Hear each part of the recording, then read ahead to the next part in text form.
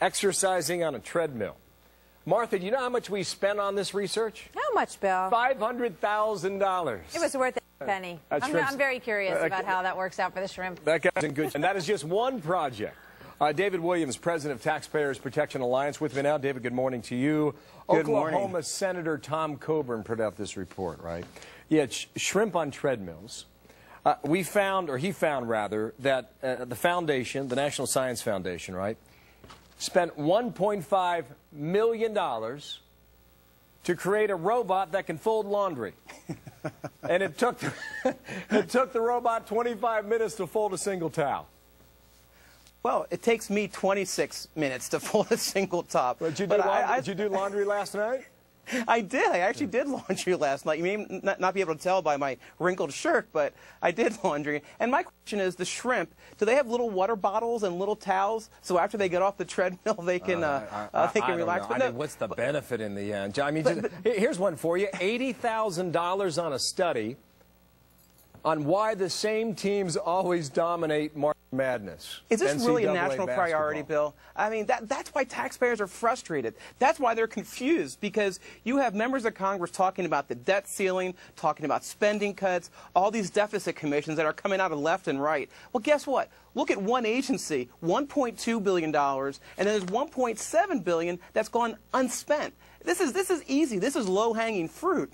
Well, you're saying it's ridiculous even if we did not have the deficit that we're looking at right now at $14.3 trillion. Absolutely. Yeah, this has nothing to do with... One thing that Coburn said, he says he's a practicing physician, two-time cancer survivor.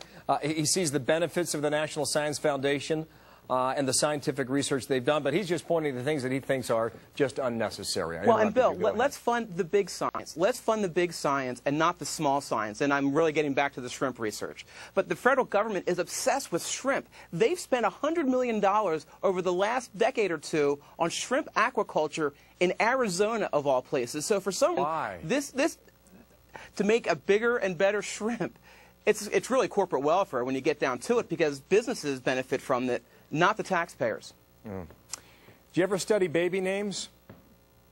Well, the National Science Foundation spent $1 million. Well, being a single guy, no, I've never studied baby names. On an analysis for how quickly parents respond to trendy baby names.